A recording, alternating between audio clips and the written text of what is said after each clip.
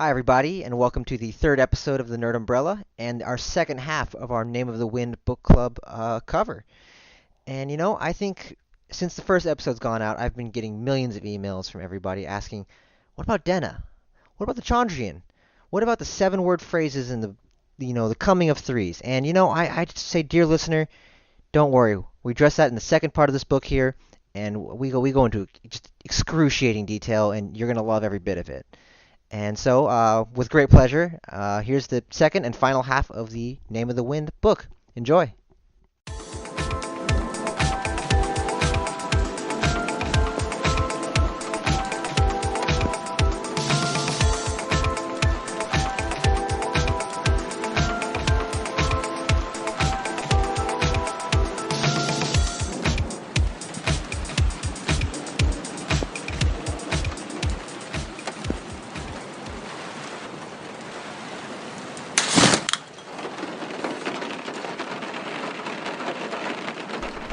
I think one of the actually biggest things I think above the Chandrian, above how he loses all this sort of stuff. The thing I'm most interested in the conclusion of is Denna specifically. Yeah. Oh yeah. Because what's her whole deal? Right, and he's so upset about this. Clearly, about something that happened. Yeah. And it's I think above everything else, that is the thing I am most interested in hearing how that concludes. Because I think their relationship throughout the book was probably one of the most interesting things that there was. I would say also the most contentious when I talk to people about it. Yeah, Like I people agree. Either really hate it or don't mind it Right. or I like Denna as a person. I don't like her as a character, and that was something that when I was first reading this book, and I think the first time I read it was in high school. It was a while ago, and I've sort of maybe every other year I pick this book up and read through it. But I remember I wasn't sold on her in the beginning, but the whole book was just so fascinating and incredible that I was like, starstruck. And rereading it this time, I noticed that, I think that somebody mentioned this earlier too, about as I've been aging, I've been changing my relationship with the characters and how I feel about it. Specifically Denna is the Specifically one. Denna is huge for me, but also the way that Gwath is telling the story, I look at some of these things and I'm like, oh, that's so 15 years old. I know. I'm like, oh, that's so cringy. And Yeah, it physically hurts. it does, yeah. But with Denna, I felt like, for me, her character's a little flat, and I don't know if it's because of the way that Gwath really hypes her up, or I just didn't think that she did anything really to make me be interested in her as a character. Yeah, she really doesn't in this book at all. Yeah. Like, she hangs out, she goes on She dates. shows up, and then she kind of disappears. shows up in Trebon, and that's all she does, really. But Quoth is just, so obsessed that, half of the book is just about him trying to hang out with her. Well, I mean, I don't know. I think the reason why I'm a little higher on her than you two is that it's the idea that we don't understand. No, exactly. Mm-hmm. And he explicitly says in moments where you've never met her, you've never seen her, you don't understand. Yeah. And he does tend to have obsessions with very small things, but they tend to be the things that really pushes his journey. For instance, what's this with his obsession with learning the name of the wind? Yeah. He could learn the name of anything else. Yeah. Well, why is it specifically the wind that is so fascinating to him? And it keeps coming up. And even there are moments, I think, where women are described like the wind to him, Right. which is why I think it's very, very funny that they have that kind of parallel. Yeah. In that he's both chasing this wind and Denna, who is like the wind. the wind. Right. And I think actually one of the funnier theories that I've seen, but it's starting to make more and more sense to me as I think about it, is that Denna is the moon. Denna is the literal moon. Oh. Because they talk about chasing the moon and stuff a lot. Right. And there's that whole story in book 2 about going to steal the moon and stuff. Right. Oh, that's right. But if you think about it, I think someone mentioned, and I started looking at it, all but one instance, the moon is always mentioned when Denna's introduced. Interesting. So whenever Denna shows up, they bring up the moon or something like that. The moon is full, or the moon is Write that down for when I'm reading book 2. Yeah, I don't actually know how valid this holds up, but this is something I was reading. I thought was interesting because, you think about it. She comes and goes. She comes and Right. goes, and she just without warning You don't really know. She is very much described as a force of nature, Right, like that. yeah, No one really absolutely. understands, and she just does her thing, and then everyone just is kind of along for the ride.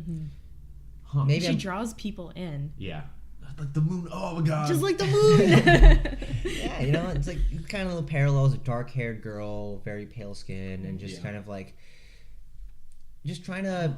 There's a lot of things where she does have that mystery about her, yeah. and I don't really buy into the whole like, okay, this person's mysterious. You should like care about their Right. secret And Sasuke past, but you know, Right. for her, I actually felt like there's a lot there. You know, like I'm actually genuinely curious as to why someone that young is living a life of strife, kind of similar to Quoth. Yeah. Because you know he explains from the very start like why his life is full of strife, and there are special circumstances to it. You know, the Chandrian coming and killing everybody, it's Yeah. like that. You know, but versus this person you know nothing about, and despite the whole like contrast of elegance and living in kind of, you know, being around all these really rich people, she barely gets by.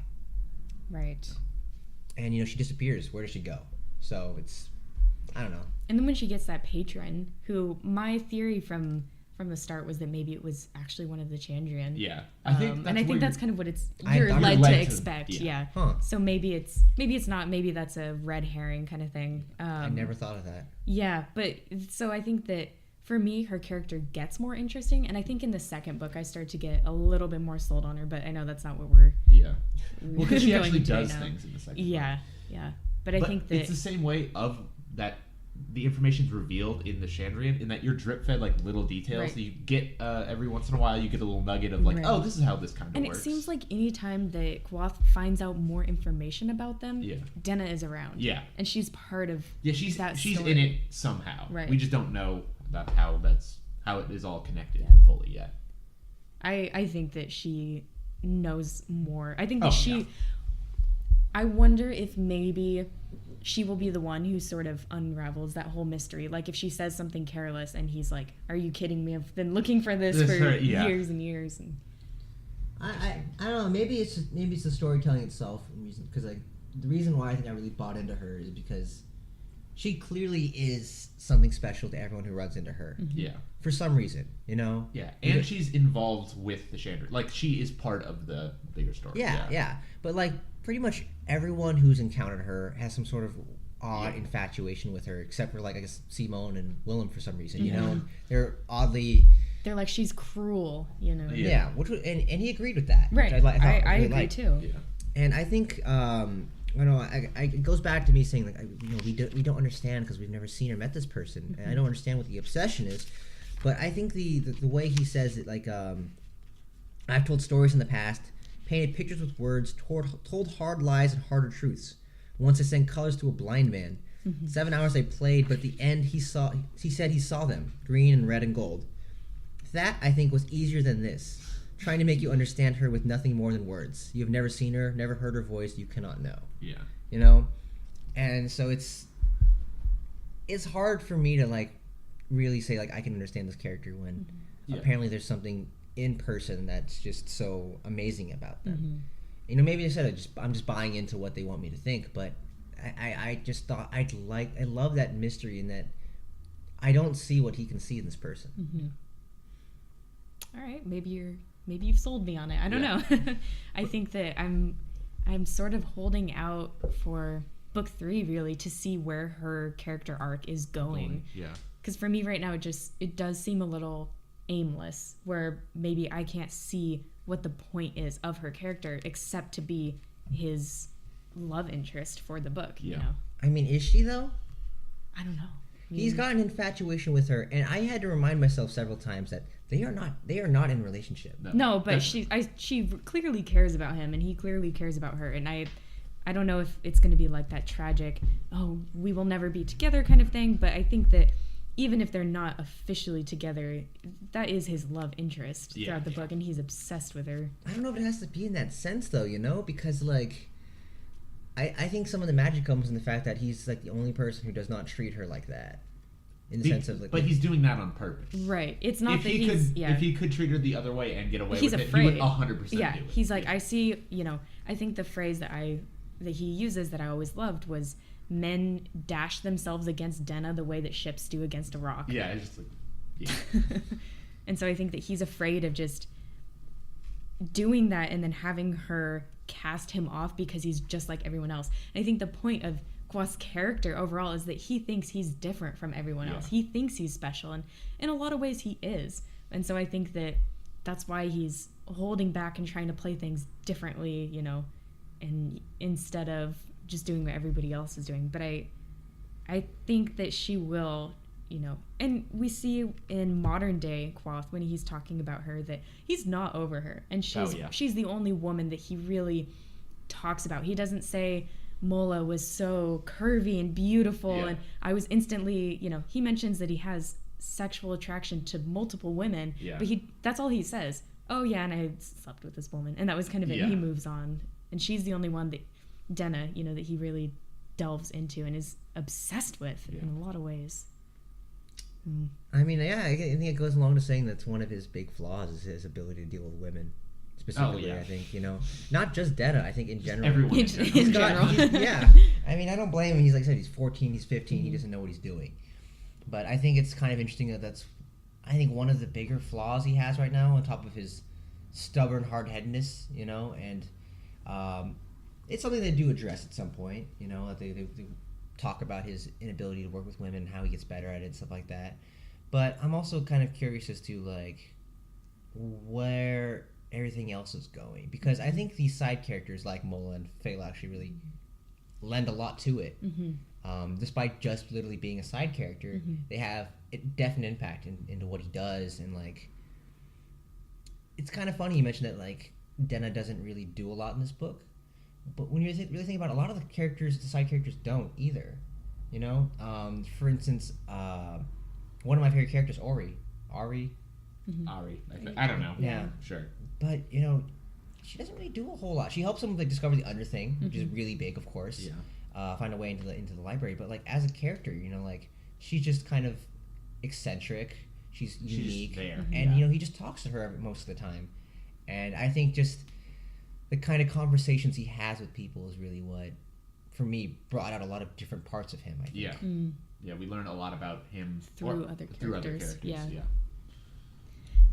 I think, you know, Ari is, and of course, they wrote an entirely, Pat Rothfuss wrote another book specifically based on her, and I think she's always been a really interesting character to me, but her and Elodin, in the sense that they've both gone insane, and I think with both of those being sort of prominent characters in his life and in his development, I wonder if he's headed for cracking, you know, as they call it, and if that's how he loses his sympathy.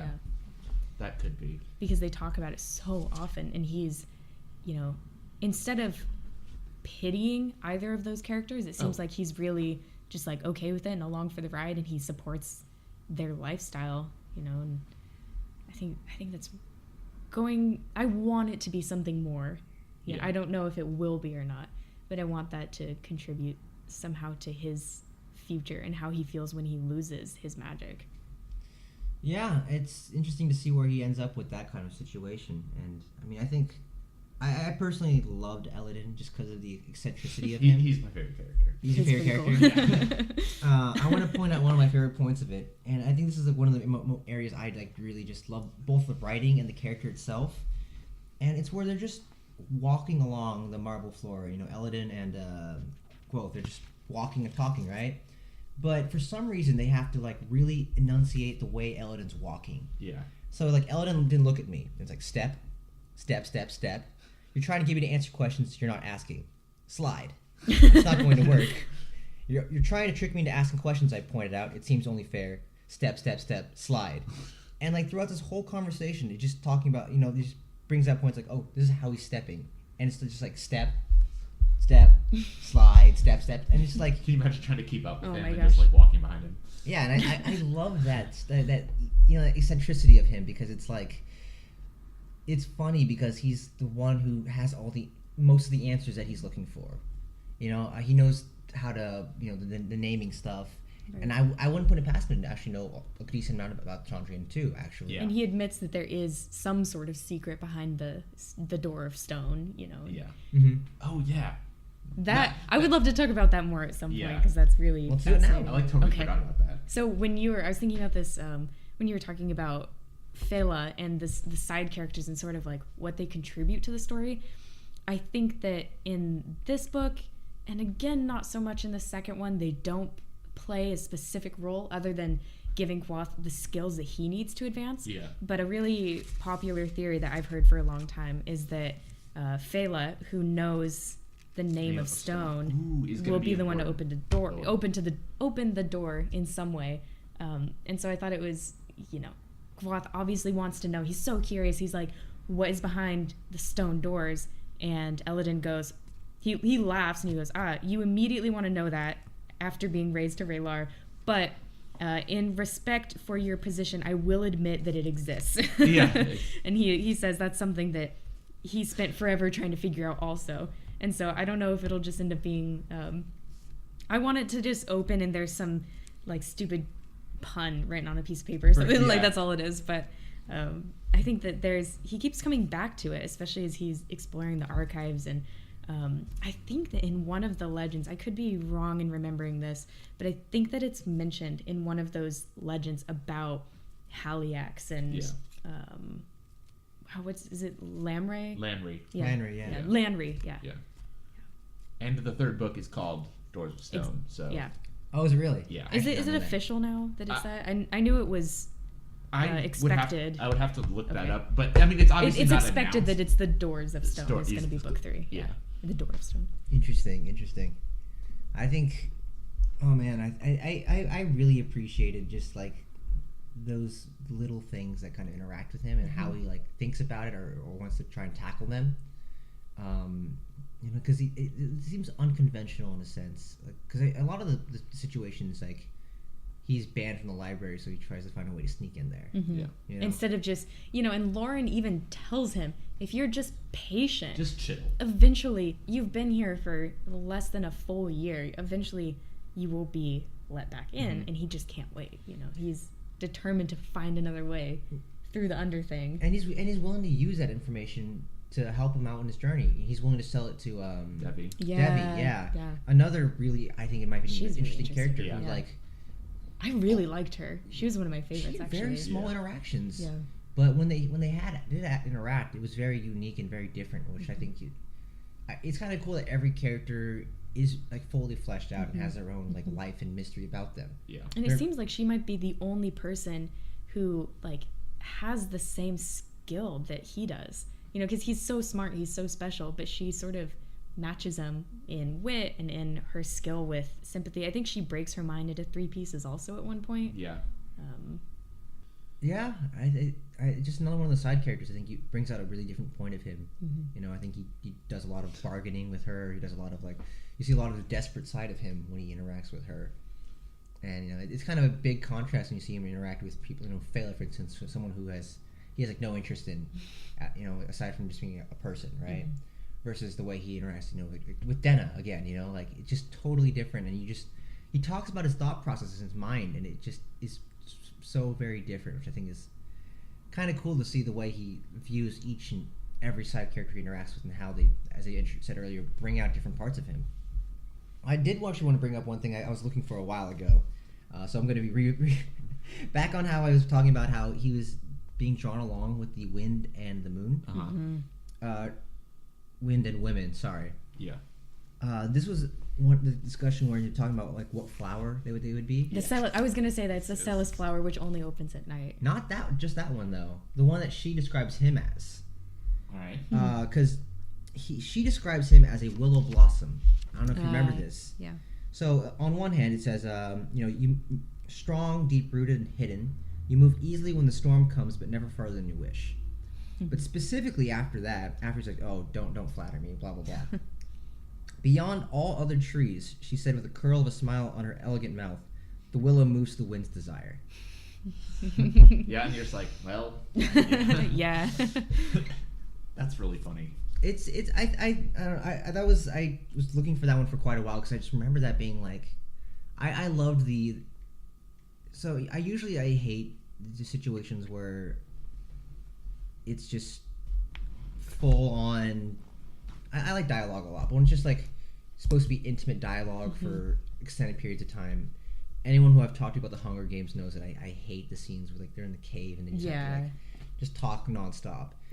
In this situation where they just have to like they're following the Drakus around, they're trying to figure out what to do. Like I thought that was probably, I think some of the better parts of the book. It wasn't action packed, there wasn't a lot to it, but I think it's really the stuff you think about in the grand scheme of the legend that you really don't get to know about. None of these people know about it. This is stuff that he is actually just revealing in his relationship with this person, and stuff that isn't in the legend.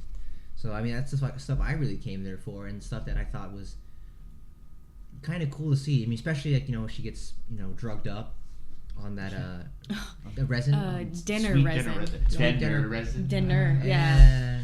Yeah. She's a drug, so it's that's actually something I was thinking as I was reading is, this book is about names, and every single name. It's not a coincidence. Every single thing in this book has a meaning. So I never thought it was a coincidence that it sounded like that. I guess that makes sense. I mean, Denna and Dinner.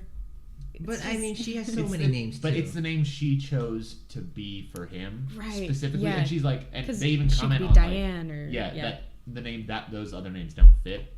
Well, this seems like as good of a time to talk about names. Yeah, let's because names are, as you mentioned, incredibly important in this. And first of all, I guess we can talk about. So he's searching for the name of the wind to command it. Yeah. But let's start where we were just talking about, in that Denna has many names. Yeah. You don't even know if Denna's her real name. It probably isn't, is what I'm guessing. Right. Yeah, and so it makes you really think about, because we talked about how like in the start of the book, or the overview, he talks about all the names that he's been given.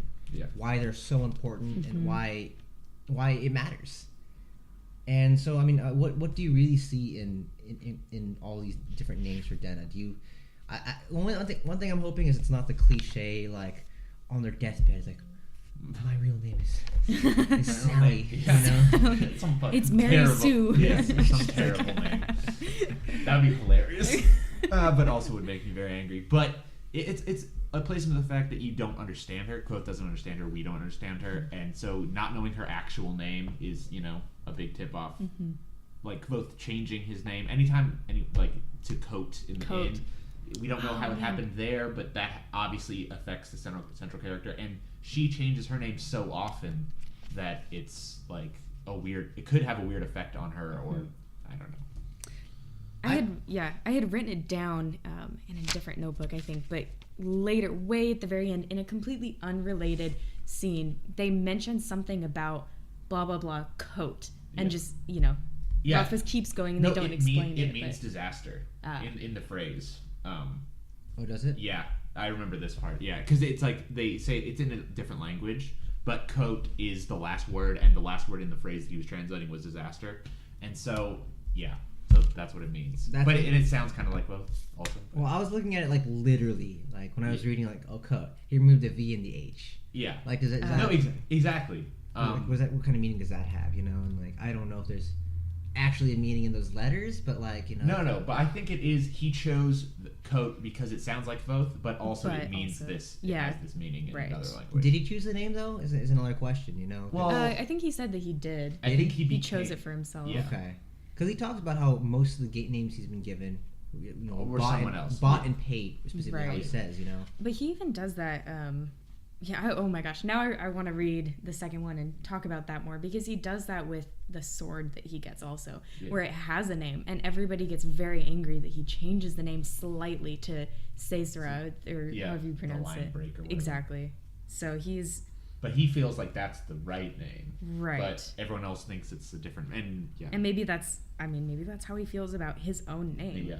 Is that everybody thinks that Groth is the right name. And maybe for him, especially with the person that he is now, Coat is his real name. Not real name in the sense that Groth is fake, but that now he is Coat. Yeah. More than just owning that name, it actually comes up also with the horse he buys. Yeah. One sock or... Yeah.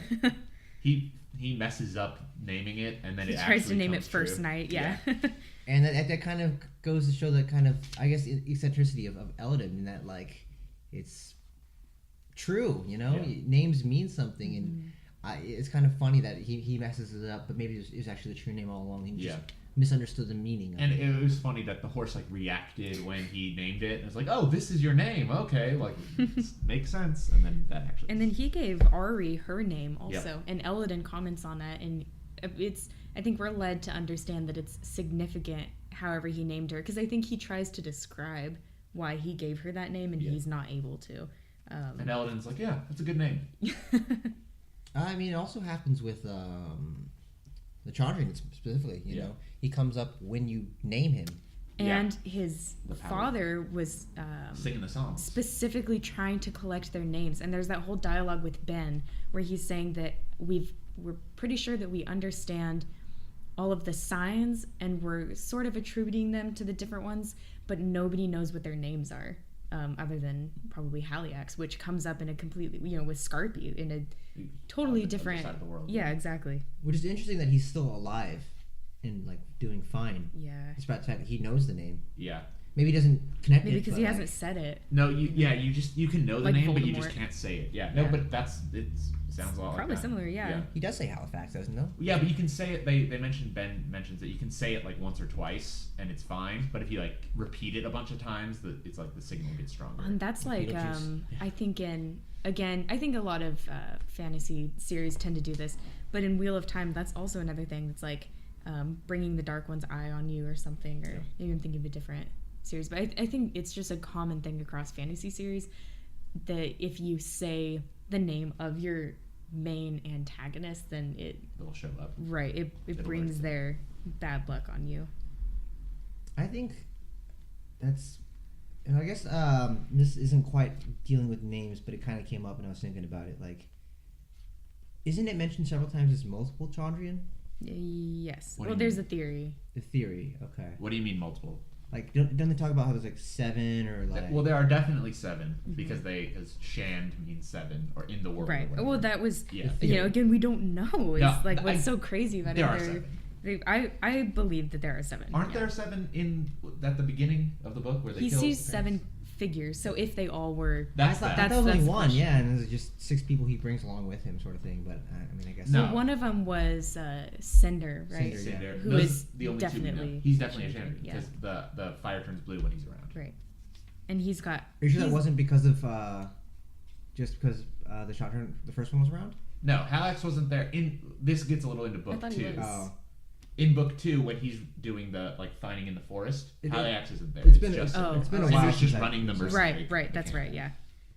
I don't know. It's kind of cool how consistent the names are, and like how consistent, because they give each other multiple names, or like they describe each other in multiple ways, and I think it always does have a meaning, or it's connected, or it is consistent with something that's happened beforehand, you know. And I think one of the things I'm personally interested in is the names that we haven't encountered yet. You know, because he talks about. Some of them make sense already. You know, we've run into like Ilir. You know, that's what Ben called him. Yeah, he was clever.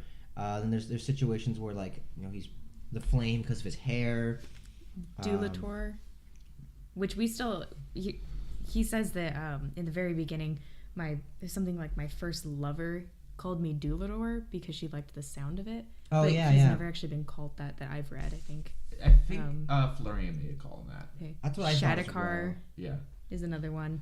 I don't think we've seen that. I wrote yet. these down Yeah. from the intro. It's on 57 to 58. Yeah. So they call him I think it was the Adem call him like Medre or something. Yes. Flame, Thunder, Broken Tree, Alir, Dulator, Shadakar, Lightfinger, Six Strings, obvious, Quoth the Bloodless, the Arcane, the King Killer, which we still don't know where that is from. And then he says that his own name, Quoth, means to know. Yeah. So. I definitely like on the Madre part, Madre. Medre. Madre. Yeah. That's how I would just I- assume. I don't have the tongue for that. I keep thinking like Madre. Yeah. See, the flame, the thunder, those make sense. hair, his voice. Sure. But like the broken tree. Because he specifically says, I never thought it as it's very significant. Although in retrospect, I suppose we can consider it at least partially prophetic. Yeah. You know? Well, it's because in book 2 he shuts down the tree with the name of the wind to go get the thing. Yeah, the razor tree. It's been a long time since. Okay. Yeah. In one of his finishing trials, he has to go dodge all the razor leaves of the Right. tree, And and he get to the base shuts of it the down tree. with the wind, so he breaks it because that's the big test. I never thought. Wow. Yeah, I never even considered that would be the broken tree, because what I keep thinking of is the crazy intelligent tree that he the one talks- that's on the front of the front of the book. that Yeah. isn't even in the book. But yeah, if he breaks that, now breaking that tree would be It a would little be more important. more I think. significant. I think. Yeah. I could see it happening. Usually, the kind of, I guess maybe it's a little cliche in the hero's journey when they're encountered with the truth that they don't want to hear. Yeah. You know, sometimes they get angry and like strike out, sort of thing like that. Yeah. It's very common in the Greek mythologies. You get the prophecy from the oracles and stuff like that. So, I'm really showing how much I don't remember from the second book since it's been so long. Yeah. Which makes me excited to read it again. Mm-hmm. Yeah, me too. Especially in the context of this conversation. Yeah. Well, I mean, I guess it works for me in the sense that I don't remember too much of the book quite yet. But I guess if pretending you didn't know what happened in the next book, what are the things you would be most interested in seeing wrapped up or explained more? Honestly, it's the same things. Knowing what happened in the second book, you need to know more about Chandrian. Denna is a big question, and how the world got to the way it is. Because I mean, with the Scrael at the beginning, and like there are thieves on the road. There's a big war that we don't really know about, and we don't know how any of that starts even at all. We don't even know who's really fighting the war. We kind of know that it's a kingdom against some other people. We don't really know. That was probably the biggest question I had. It was mostly the stuff that gets referenced in his introduction, like who did he kill at Imre? Yeah. I don't think that I can recall. Well, he definitely doesn't in the first book. So he doesn't kill anybody there in the first book. So but he who kills is he someone there, going to kill? and it like breaks the street. Right. Like, how does he get kicked out of the university? Because I don't know if... So here's a big question for me that I've always wondered, is he mentions, I was expelled from the university at a younger age than most people were allowed in. But I don't know if that means that in the future he will be expelled, or if that's supposed to just be a reference to, in this book, he technically gets expelled. And then promoted to Raylar. Yeah. So I don't know. For me, it kind of... I think he'll get kicked out of the university at like, the beginning of book 3. Yeah. But, yeah, everything... Exactly. We just want to know how he gets to the point where he's telling the story. Right. Who is the penitent king? Yeah. You know, what is he penitent about? Yeah. Especially since... Oh, sorry. I'm particularly interested in seeing how he meets Bast. Yeah, exactly. That too. Because I like Bast a lot. Me too. He's really good. Have you read the little short story I about actually him? have not. I didn't even know there was one. Yeah, it's just like a day in the life of Bass. So Quoth just tells him like, go have fun, and he like goes meets up with the town kids and stuff. It's good. It's in a collection. Okay. It's in a short story collection. Oh, interesting. It came out before Slow Regard. Yeah. Things. Really? So I'll have to read it. I didn't even hear about that. Yeah, and I think I just like the little things that come out from him. Like I that's one thing I like a lot is efficiency. Yeah. And I think most characters are really efficient with the time that they're given. Yeah. You know, not that this is like a show or anything like that, but it's like when they come up, they give you an idea of who they are as a personality, and like kind of little things how you're kind of like, oh, what is Bast? And like he's got these like he reacts to cold iron, and he's got that really aggressive side to him. The part where he sneaks in the Chronicler's window and threatens him and says, you gotta do this, and like it makes you really wonder like how they meet and like what their relationship is, that he cares so much about him that he's willing to like, and for him to be the apprentice also when he's got all of these sort of he's supernatural like the fairy qualities. prince. Exactly. Yeah, he's the prince. Yeah. They mentioned that he's the prince of that entire realm. So I had a couple of some other ones that are just more, I think that there are some things that aren't alluded to that, so for instance, the timeline of Quoth being in hiding, he says that he's only been in hiding for 2 years, but that there was a year before he found the inn. Yeah. And so I'm wondering, what did he do in the time that he apparently had decided to go into hiding, so we assume he's probably left the university, he's cut off all of those other ties, but he hasn't found the town that he's in right now. So I'm really curious about that gap year that they don't really even hint about very much, it seems like. And then on that theme, I'm also wondering, like, why are so many people suddenly recognizing him after he's been in hiding for so long successfully? You know, is it just because Scarpy starts running his mouth off and, you know, is like, oh yeah, I remember meeting him, and or how did these rumors start to move around so that people like Chronicler could actually find him? I mean, he came into the town. Didn't Bast say he spread those rumors intentionally so Chronicler would find them? Oh yeah, you're right. Yeah. I'm pretty sure Bast said he went out there. That's why he said you weren't the one I was looking for. You're nothing special. Right. You'll do this just fine. But like I put those out for anybody. Yeah. So I think that's why they started finding him out. Yeah, I think you're absolutely right.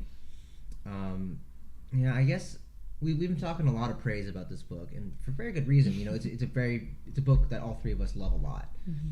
But in terms of you mentioned a little bit like you're not a big fan of Denna's character in the first book, but was there anything else you didn't like or had a criticism of that you wished was there, wished was better?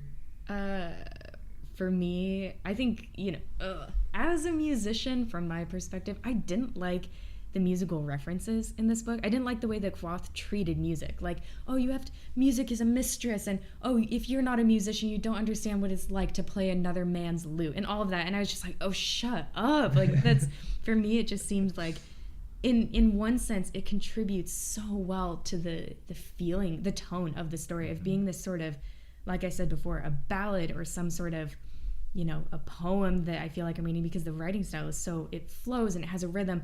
And I noted that a lot of times where just completely innocent phrases rhymed really well, and it had this sort of rhythm to it.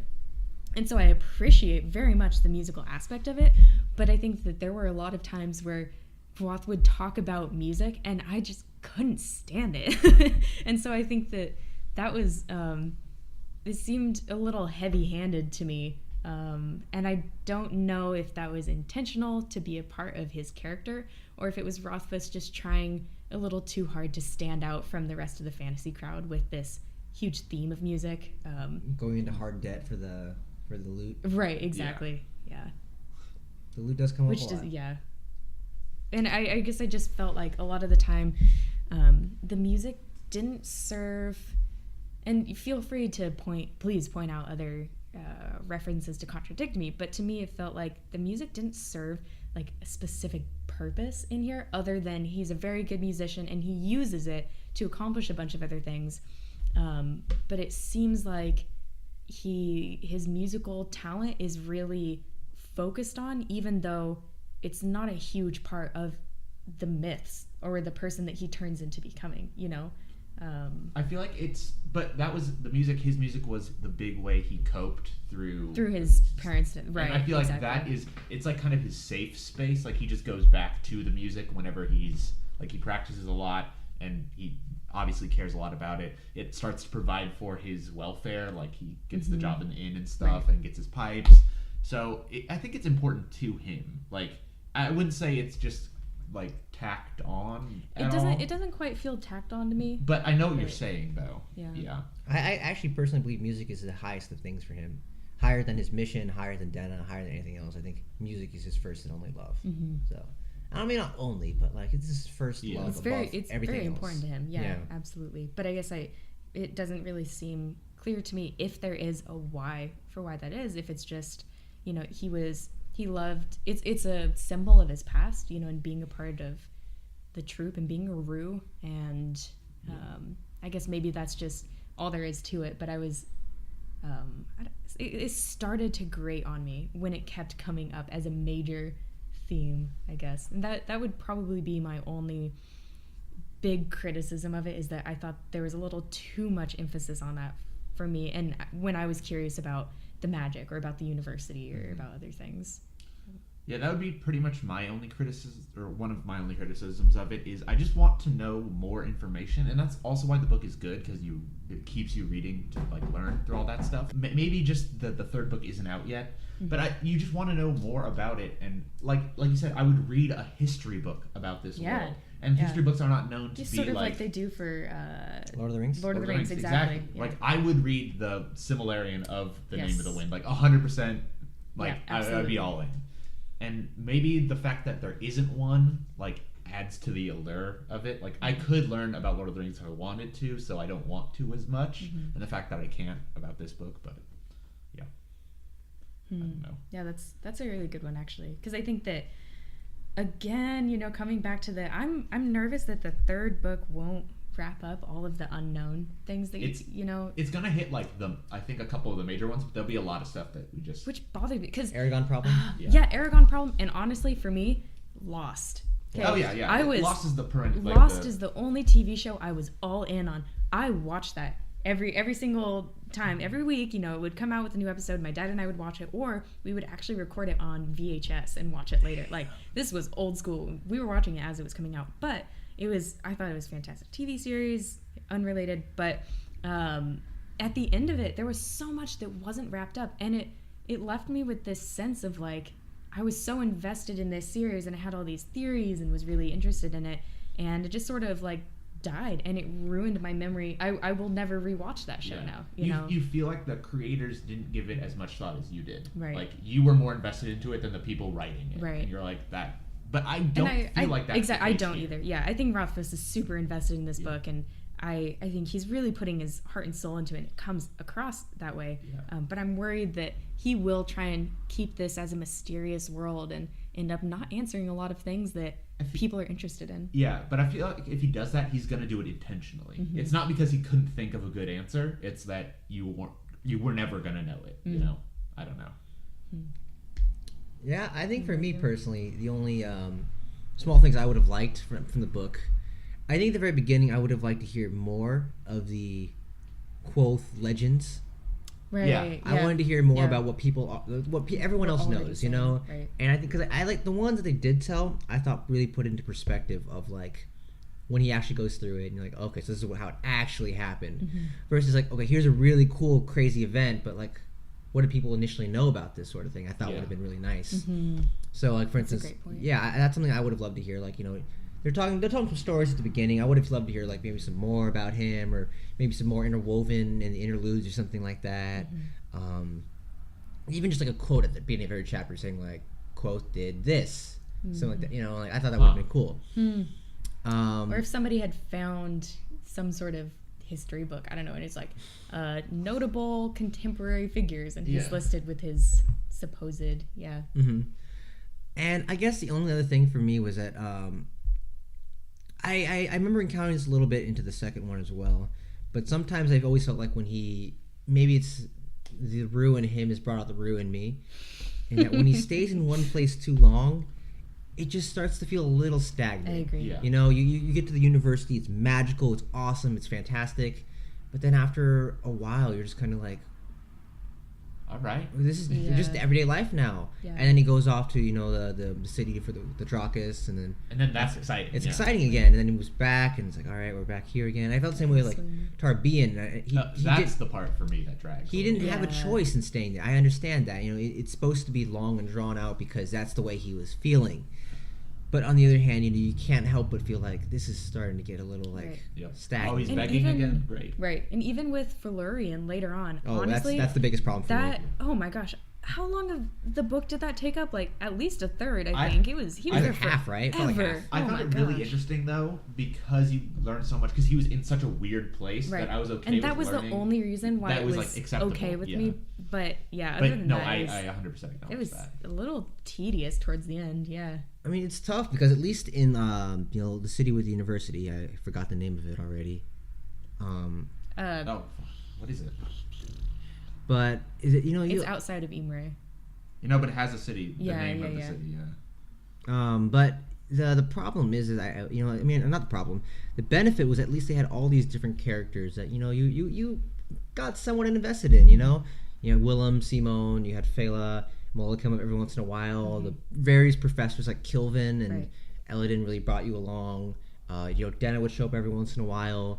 Versus, you know, that other time it's just them, just Yeah. those two people, and it's kind of, you know, I can see where it gets tedious and gets a little stagnant like that. And don't get me wrong, it's not like I did not feel as bad as I did when I was reading the Hunger Games, where I'm like, just get out of the cave, just stop. You're doing the same thing for like chapters and chapters, and But I definitely, like, the one small thing for me was that it just at some points it started to feel a little stagnant when he just wasn't doing the usual wandering that he does. I agree. And that's why I'm really hoping a lot as we move forward into the stories, that we get to see more of the cool world, the cool people, the cool stuff. When he runs into Tinkers or runs into new right. The Adem, that part was yeah.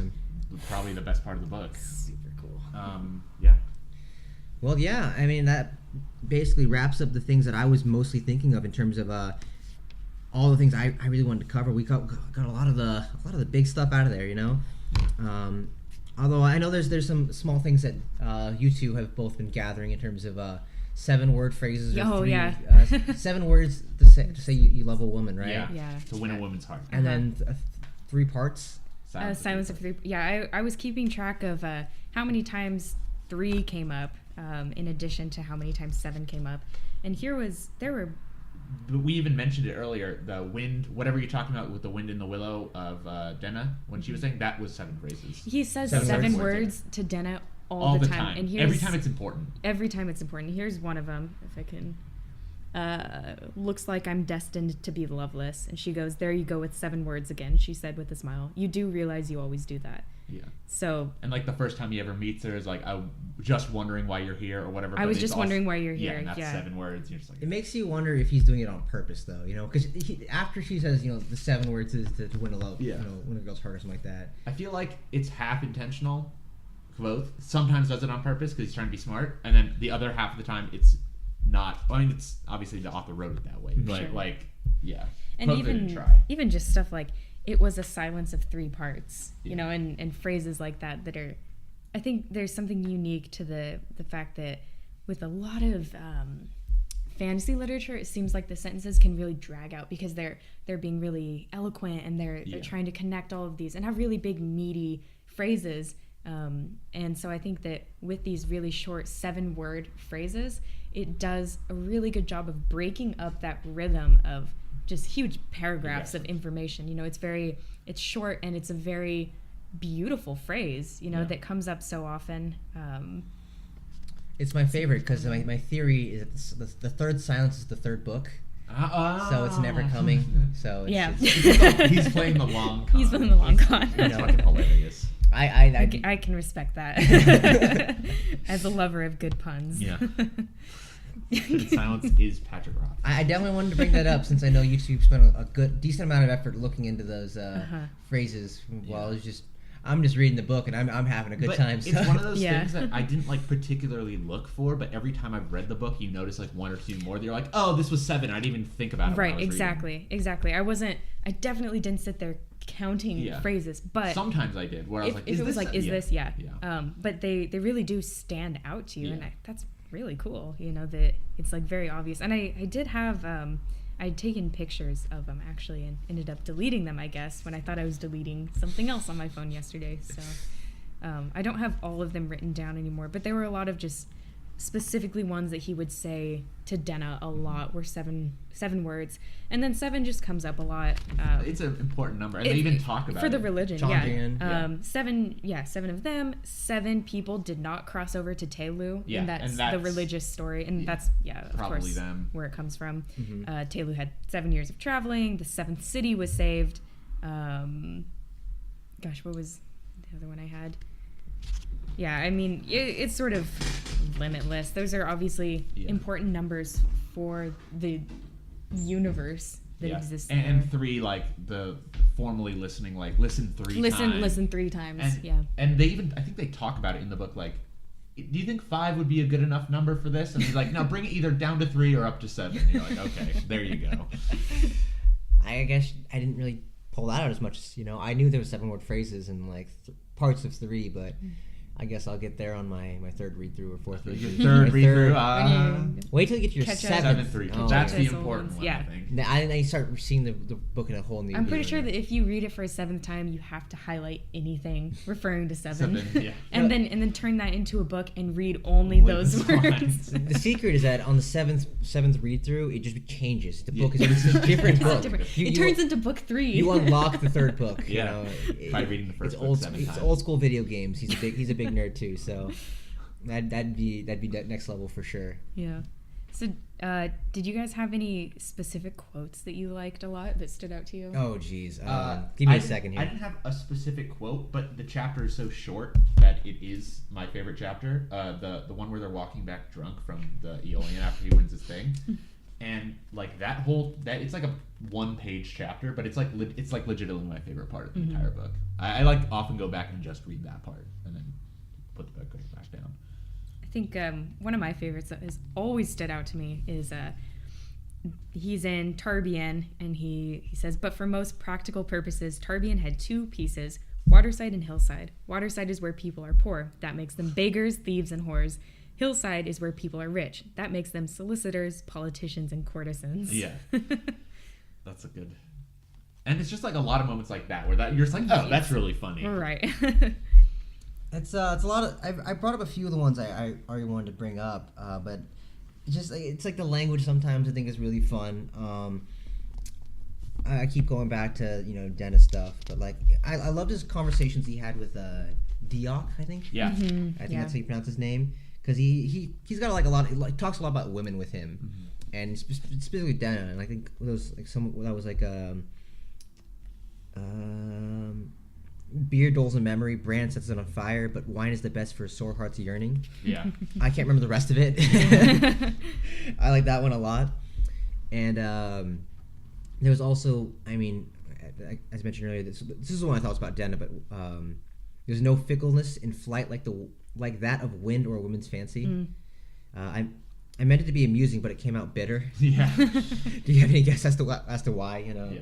So it's just like I like the ones that like seem kind of serious, but they come out kind of funny.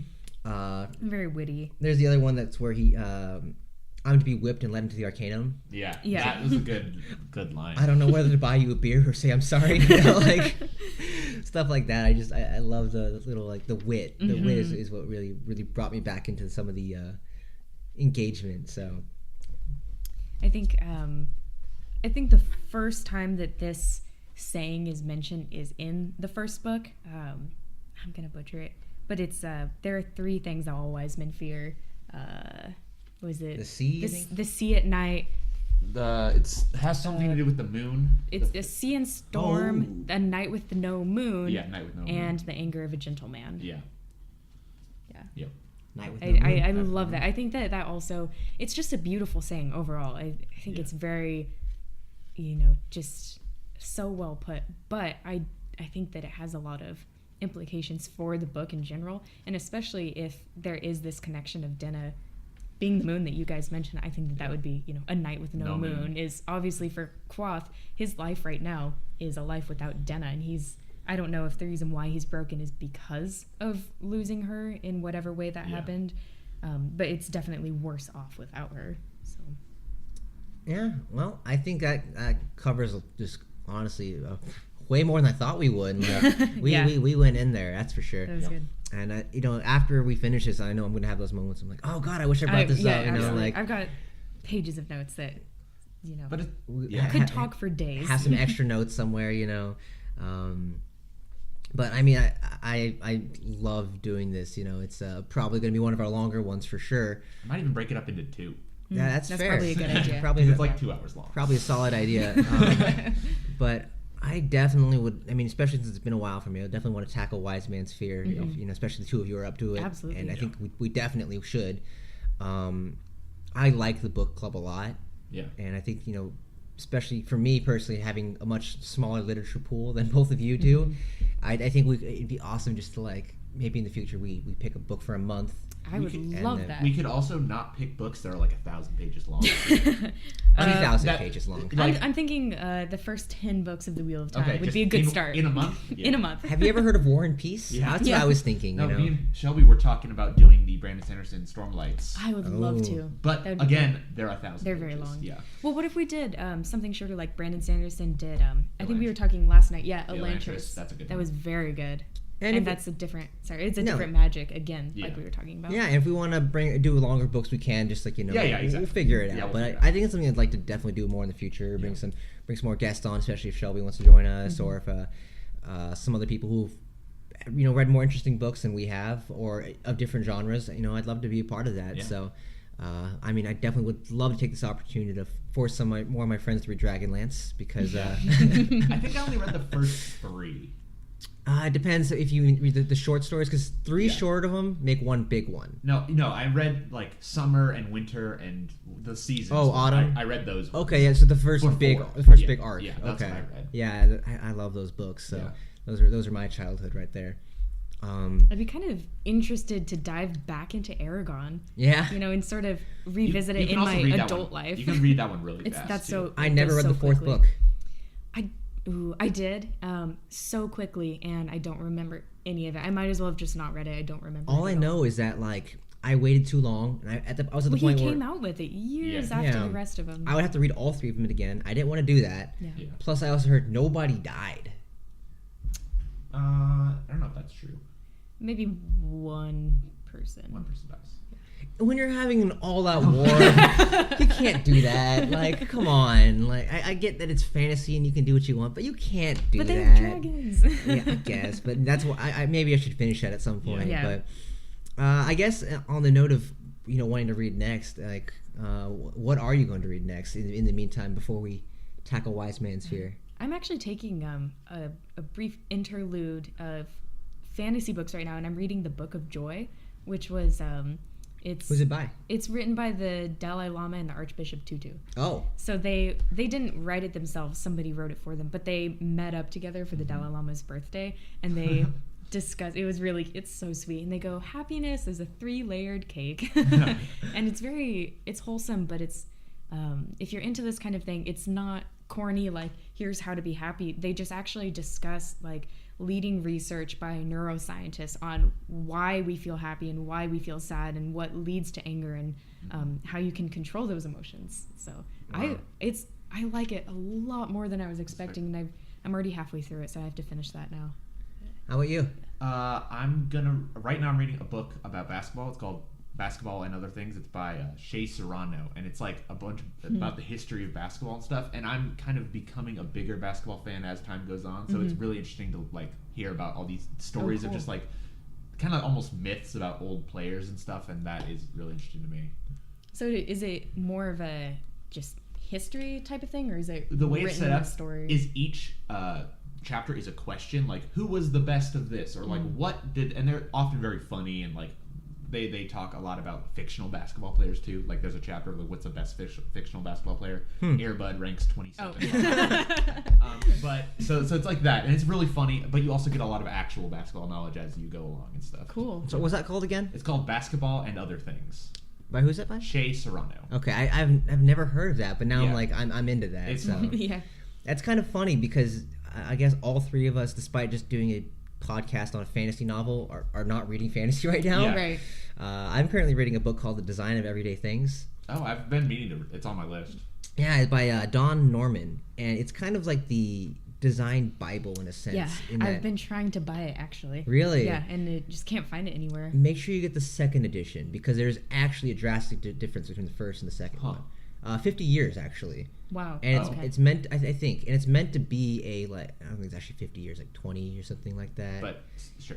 It's meant to be something kind of up to date in the sense that the way you look at pretty much everyday things and how they're designed and whether they're designed correctly or not. The kind of the things you don't really think about.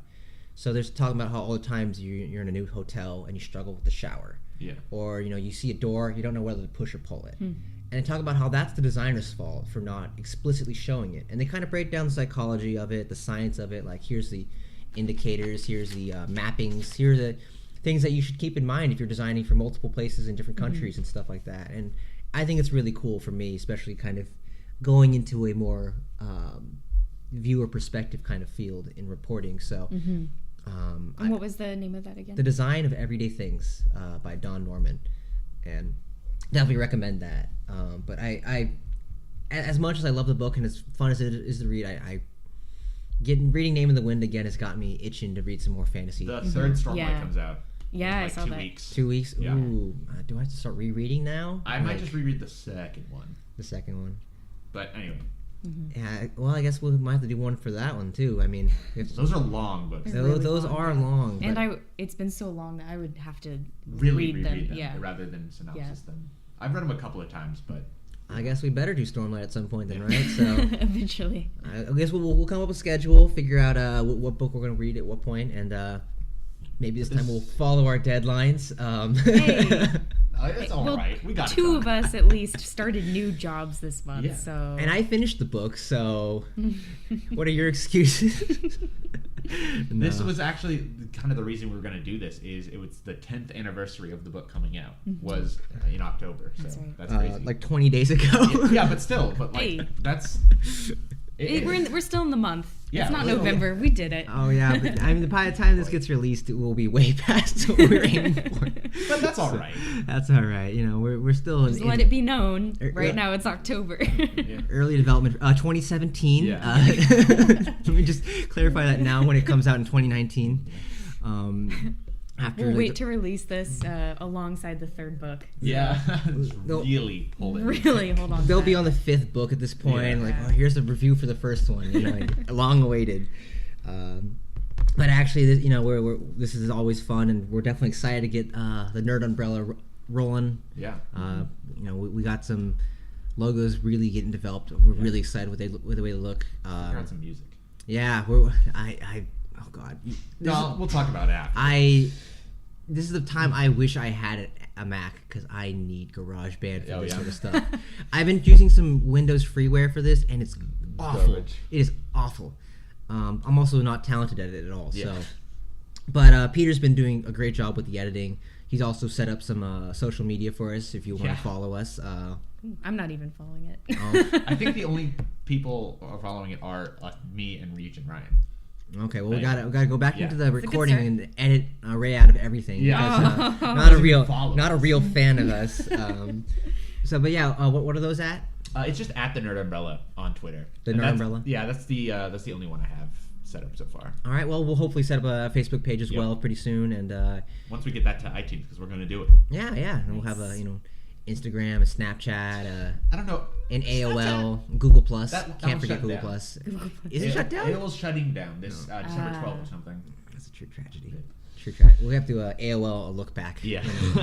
I don't think we did, All right. Well, I think that wraps it up for us today. Yeah. We've been out here for quite a bit longer than we expected to go, but I think it was all good discussion. So And there's so much that you can talk about with a book like this that has so much depth, and it took him, forever to write this because he really put intention behind every single thing that he tells Yeah. you. Everything matters. In this It does, yeah. book. Yeah. And if we missed something that you personally were a huge fan of, or you thought that we got completely wrong, which is fair, Fair to You're probable. wrong, but yeah. feel free to hit us up. Like I want to hear more. I love talking about this book. I love getting into the nitty gritty, and I love hearing the theories.